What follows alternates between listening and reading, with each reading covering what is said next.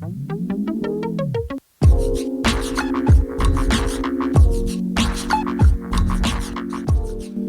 Hey guys, welcome to banking 101 tips. मेरा नाम है विक्रमादित्य और एक खुशखबरी है आप सबके लिए कि खुशखबरी अभी बता दूं?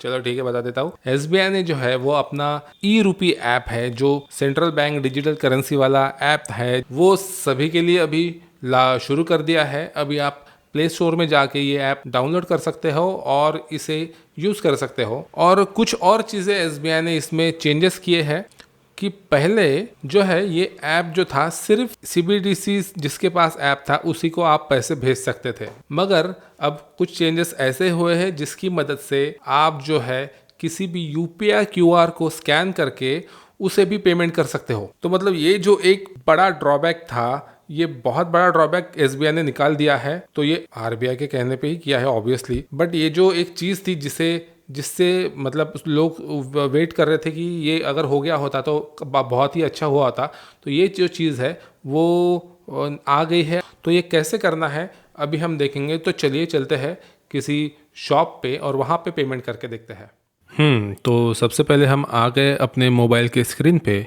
यहाँ पे हमने अपना एसबीआई का ई रूपी ऐप ओपन कर लिया है। ये शुरू कर देंगे थंब इम्प्रेशन लगा के। अब यहाँ पे देखिए कुछ इस तरह का इसका इंटरफेस है, जो एसबीआई या फिर CBDC central bank digital currency की सभी ऐप में कुछ इसी तरह का आपको इंटरफेस मिलेगा। फिर चाहे आप एचडीएफसी का यूज़ कीजिए या फिर आईसीआईसीआई का या फिर किसी भी बैंक का यूज़ कीजिए, इंटरफेस जो है ऐसा ही आएगा। हमने अभी ये ऐप तो ओपन कर लिया, बट हम कहीं बाहर मर्चेंट के पास नहीं गए, किसी दुकानदार के पास नहीं गए, हम उनका क्यूआर खुद ही लेकर आ गए अपने पास और अब हम उसे स्कैन करके देखेंगे। तो स्कैन करने के पहले सबसे पहले तो देखिए कि यहाँ पे सबसे ऊपर आपका नाम आ जाता है। नाम आने के बाद यहाँ पे करंट बैलेंस आप अपना चेक कर सकते हो, तो यहाँ पे क्लिक कर देंगे। तो कुछ इस तरह का बैलेंस है हमारा 0। ठीक है, वैलेट अगर देखना चाहते तो भी वैलेट करेंगे। वैलेट में हमारे बिल्कुल भी बैलेंस नहीं है, तो ये बोलेगा कि प्लीज़ लोड डिजिटल रुपी। तो हम यहाँ पे ओके करेंगे तो डायरेक्टली ये लोड करने के लिए बोलेगा। तो चलिए यहाँ पे लोड करके देखते हैं। तो लोड करने के लिए हमें स्वाइप अप टू ऐड करना है, मतलब ऊपर स्वाइप करना है। तो ये स्वाइप कर लिया हमने 2 बार, तो 4 रुपये आ गए। और अगर वापस का माइनस करना है तो हम नीचे स्वाइप करेंगे। तो जब हम ये ऐप ओपन करते हैं तो जब वैलेट देखने जाते हैं तो ये जो स्क्रीन है, जो मैं स्क्रीन रिकॉर्डर से कर रहा हूँ, वो हो जाती है ब्लैंक। इसी वजह से मैं अभी दूसरे मोबाइल से इसे आपको दिखा रहा हूँ। तो यहाँ पे देखिए, अगर हमें वैलेट लोड करना है तो इसके लिए लोड में जाएंगे हम। लोड में जाने के बाद यहाँ पे आप देख सकते हैं कि अलग अलग तरह की करेंसीज़ है। 2 रुपये, 10 रुपये, 20 रुपये, 50 रुपये, 100 रुपये और 2000 रुपये की भी है और कॉइन भी है।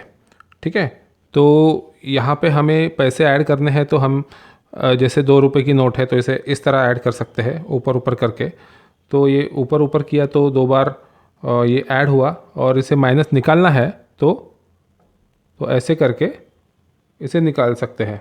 ठीक है, तो इस तरह से हमने निकाल दिया। अभी जैसे हमें 5 रुपीज़ ऐड करने हैं तो हमने 5 का ऐसा कर दिया और लोड डिजिटल रुपये पे क्लिक किया। क्लिक करने के बाद यहाँ पे देखिए ये पूछ रहा है कि कैसे ऐड करना है, कि आपने जो ऑलरेडी अपना अकाउंट नंबर ऐड करके रखा है उसके थ्रू करना है या फिर किसी और यूपीआई अकाउंट से करना है।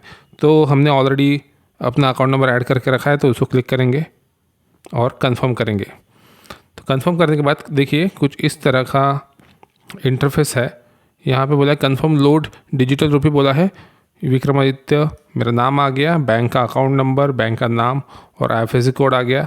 लोड अमाउंट बोलेगा, ये 5 रुपीज़ हम कर रहे हैं तो इसे लोड डिजिटल रुपी करेंगे। इसे क्लिक कर देंगे तो ये देखिए ऑटोमेटिकली हमारा बैंक ऑलरेडी एडेड है, तो उस वजह से कोई भी ओटीपी नहीं लगा, ना कोई पिन लगा है। हमारे वैलेट में, डिजिटल वैलेट में 5 रुपये आ गए।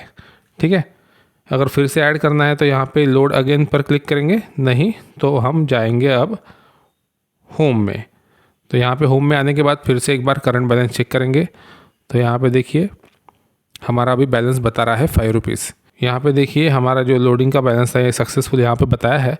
अभी इस क्यूआर स्कैन करने के लिए हमें क्या करना पड़ेगा, ये यहाँ पे ऑप्शन दिया है तो इसे हम क्लिक करेंगे। क्लिक करने के बाद कुछ इस तरह का आ गया है। तो ये स्कैनिंग के लिए आया है जिस तरह से हम यूपीआई में यूज़ करते हैं। तो अभी हमारे पास एक QR है जो मर्चेंट का QR है। तो ये QR हम स्कैन करेंगे तो देखिए QR आते बराबर स्कैनिंग इसने शुरू कर दिया, और स्कैन करने के बाद इसने बताया है कि ये जो UPI ये जो QR कोड है ये है श्री एंटरप्राइजेस का। तो हमें सेंड डिजिटल रुपी करेंगे। तो अभी हमें यहाँ पे कितना रुपए भेजना है, अगर यहाँ पे तो हमें 5 रुपीज़ दिख रहा है, बट हमें क्या कम पैसे भेज सकते हैं हम? तो उसके लिए हम यहाँ पे अमाउंट डाल के देखेंगे। हमें अगर जैसे 1 ही रुपया भेजना है, ठीक है, 1 रुपया अगर हमें भेजना है तो यहाँ पे हमने 1 रुपी कर दिया और इसे कर दिया ओके। अब हम देखेंगे कि इसे सेंड डिजिटल रुपी करेंगे तो ये क्या 5 रुपीज़ में से 1 रुपया जाएगा? तो इसे हम सेंड करते हैं, श्री एंटरप्राइज सेंड अमाउंट 1 रुपी। अब सेंड डिजिटल रुपी पर क्लिक करेंगे। क्लिक करने के बाद यहाँ पे हमारा जो वैलेट का पिन है वो हमें डालना पड़ेगा। तो ये डालने के बाद ओके करेंगे। हमारा 1 रुपया भेजा है जबकि हमने 5 रुपये का नोट ऐड किया था। अब फिर से होम में जाके देखते हैं। अब यहाँ पे फिर से हमारा करंट बैलेंस जो है वो चेक करेंगे। तो यहाँ पे देखिए 4 रुपीज़ का बैलेंस बता रहा है, मतलब जबकि हमने 5 रुपये का एक नोट ऐड किया था उसके बाद भी हम 1 रुपया भेज सकते हैं।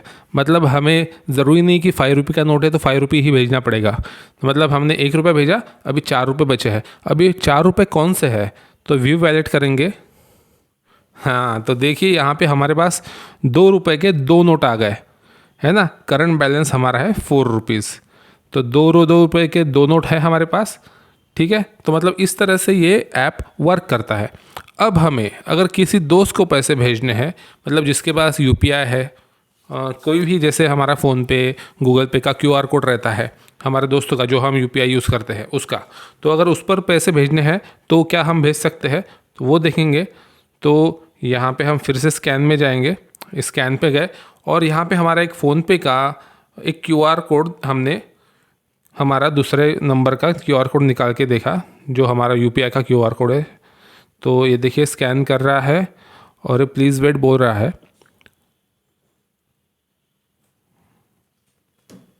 ओके, तो देखिए यहाँ पे एक एरर मैसेज आया है कि alert QR is not merchant QR। मतलब ये जो QR कोड है ये किसी मर्चेंट का नहीं है, ये रेगुलर यूज़र का है, आपके और मेरे जैसे, ठीक है। तो इस पर से हमें ये क्लियर हो जाता है कि ये जो QR से पैसे भेजने का तरीका है ई-रुपी ऐप में, ये है सिर्फ़ और सिर्फ मर्चेंट के लिए। मतलब आप किसी भी शॉप पे जाके कोई भी QR जो वहाँ पे लगे रहते हैं वहाँ पे स्कैन करके पेमेंट कर सकते हो जैसे आप अपने UPI से करते हो। मगर दोस्तों को पैसे भेजने के लिए डायरेक्टली आप QR से नहीं भेज पाएंगे, उनके उस चीज़ के लिए उनके पास ये ऐप होना ज़रूरी है। तो अभी हम वापस आ गए अपने स्टूडियो में और आपने देखा कि किस तरह से आप CBDC ऐप के ज़रिए किसी भी UPI के QR कोड को स्कैन करके पेमेंट कर सकते हो। है ना ये कमाल की चीज़ यार। जब से ये आया है मैं तो बड़ा खुश हूँ। अभी काफ़ी सारी कंपनीज जो है अपना अपना ऐप ला रही है CBDC वाला। तो मैं जो है वो SBI का ऐप यूज़ कर रहा हूँ और काफ़ी अच्छे से वर्क कर रहा है। तो किसी के मोबाइल में अगर नहीं कर रहा होगा तो थोड़े से अपडेट का वेट कीजिए अगर आपके मोबाइल में नहीं चल रहा है तो। बट ये जो फीचर है SBI का, ये बहुत ही तगड़ा फीचर है और मुझे तो ये बहुत पसंद आया है। अगर आपको ये वीडियो पसंद आया तो आप भी इस वीडियो को लाइक करके रखिए। तो अब हम मिलेंगे नेक्स्ट वीडियो में, तब तक के लिए ऐप डाउनलोड कीजिए और इसे यूज़ कीजिए। तो अब मिलते हैं नेक्स्ट वीडियो में, तब तक के लिए बाय।